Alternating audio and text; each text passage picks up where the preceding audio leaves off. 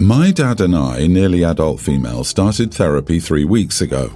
Last week, during our third session, I opened up bluntly about how I feel like my dad let me down and failed me by prioritizing being married and his own happiness.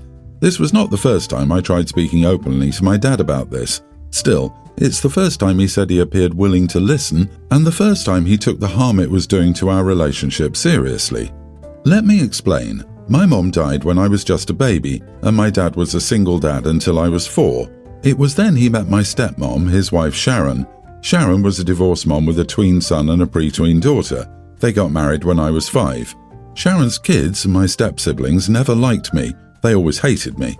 When my dad and Sharon first married, I considered them my siblings and loved them, but they were really mean to me. They'd say they hated me, everyone hated me, and I should leave. They encouraged me to run away because nobody would miss me. They said I would never be their sister or their family, and I was a weirdo for calling them my siblings. Sharon noticed more than my dad, but I used to tell my dad, and when things got bad I asked if we could leave. He tried to reassure me but was very dismissive of how much it hurt me. He told me we couldn't leave because Sharon was his wife and we were all a family now, and you can't leave a family. Sharon only ever said anything when her kids made me cry. I have 2 half-siblings from my dad and Sharon. I was so excited when they were born and I bonded with them. I loved helping and playing with them. But then my step-siblings decided to use them against me, and they were older and Sharon would let them do more. Eventually they told our half-siblings that if they wanted to do cool stuff with them, they had to say no to playing with me, and rejecting me became normal. My younger siblings would repeat a lot of what my step-siblings would say to me. This continued even after my step-siblings moved out because they would take our younger siblings out or visit them and bring gifts. For the year to year, I have been withdrawn and I stopped trying. I don't try to do anything with my younger siblings. I don't hang out with dad like I used to, and my focus is on moving out. My dad started to notice late last year, and he sent me to a therapist and then decided family therapy was needed for the 2 of us. This is when last week happened. My dad looked really shocked at first and he was apologetic. After we got home, Sharon asked me why I had to be so hard on my dad. My dad and Sharon argued about it. I spent the rest of last week trying to be alone with my thoughts. Our next session is tomorrow. Sharon apologized for saying what she did but reiterated that I handled it badly. My dad tried to talk to me since the appointment, and I don't know how to talk to him anymore without our therapist. Am I the idiot? Not the idiot. It's bad enough that your dad and Sharon knew about your step-siblings bullying you, but the fact they didn't shut your step-siblings down when they played childish games with your half-siblings and manipulated them to be nasty to you as well tells me that they are bad parents. You have a right to be angry. Your dad is supposed to be your advocate and he failed you. Sounds like the stepmother is trying to shut OP down before her dad realizes A, the abuse from step-siblings was worse than he thought, and B, stepmother knew this and did nothing and was practically complicit. Honey, Sharon wanted a new daddy for her kids, not a new daughter to go along with that. Focus on yourself, be open during therapy, and be smart about planning for your future. The best thing for you to do for yourself is make a good life for yourself. Please tell your therapist about what you experienced during the last few days. I know it's hard and you probably feel like a snitch for doing so. Spoiler, you are not. But they can only help you and your dad when they know what's happening. Sharon is probably worried that you will blow up their relationship and is trying to do damage control by gaslighting you into feeling guilty. Also, there's something very wrong going on with your step-siblings. Either way, focus on moving out and living your best life. Good luck, kiddo. I'm 39 and male. My wife is 36. We have 2 sons, a kindergartner and a toddler. 2 years ago, my wife approached me one day and told me she was interested in making money off Instagram. I thought it was a fine idea as she was home during the day and couldn't work because our younger son was still too small. Fortunately, I make enough money to support our lifestyle comfortably, and I encouraged her to go for it. Unfortunately, in the past 2 years as a hopeful Instagram influencer, she hasn't made a single cent. Her earlier attempts at gaining followers were for postpartum fitness, and since she knows nothing about fitness, that went nowhere. She tried to make exercise guides where she would do these bizarre mobility movements, and these would only get a few views. She moved on to doing makeup tutorials, which similarly fell flat, likely because there are a billion such channels out there. Then she jumped onto this slice of life train where she would make videos talking about her day, but to be frank, they were all pretty boring and she failed to attract any attention. The issue isn't that she's trying, the problem is that she spends most of her waking hours on Instagram and skirts her household responsibilities.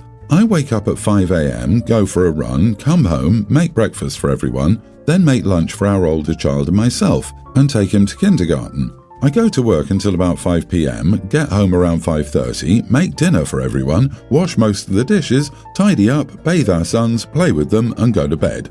She wakes up at 7:45, usually later because she was up late on Instagram, and lies down on the sofa as I do everything. While I'm at work, she works on her Instagram more. Any attempt to get her to do something is met with complaining. The other day, I finally got fed up with her because I walked in the door to a complete disaster zone of things strewn everywhere, the laundry not done, and a sink full of dirty dishes. I asked what she'd done all day, to which she responded she was busy.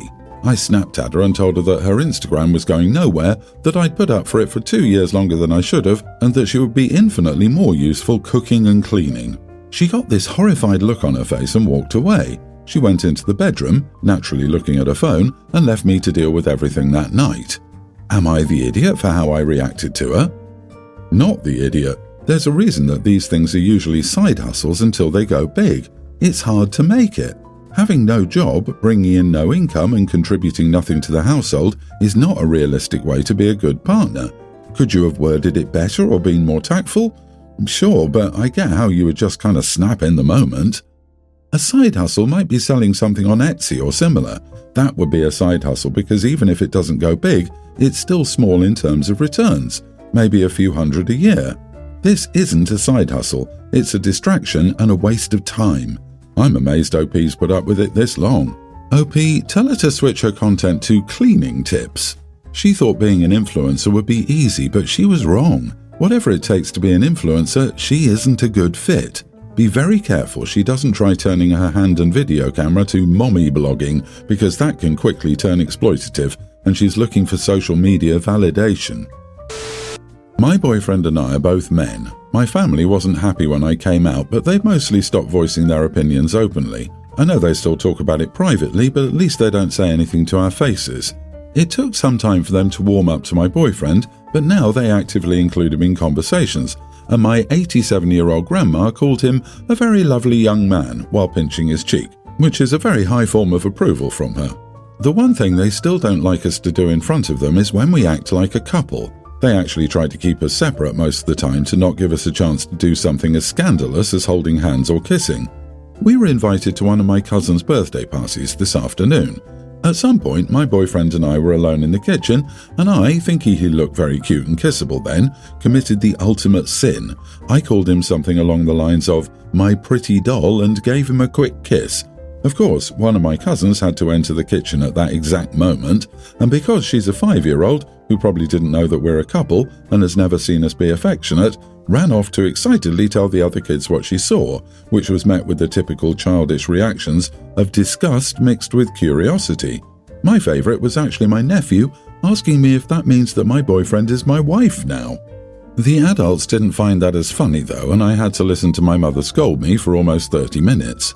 When she finally let me go, my boyfriend asked if we could leave. I told him we'd stay for dinner and leave immediately after. Now comes the part where I might, and probably am, the idiot. I made a point of holding my boyfriend's hand while we walked back to the table and asked one of my nieces if she'd switch seats so my boyfriend and I could sit next to each other. During dinner, I kept asking my boyfriend to hand me things on the table while addressing him by nicknames and giving him a peck on the cheek here and there. To say the mood was awkward would be an understatement. The adults mostly ignored us and glared at us every few seconds, while the younger kids kept giggling every time I called my boyfriend darling or sweetheart. My boyfriend was uncomfortable and barely looked up from his plate. We left immediately after dinner was finished. My boyfriend was very quiet on our way home, and when we got home he broke down crying.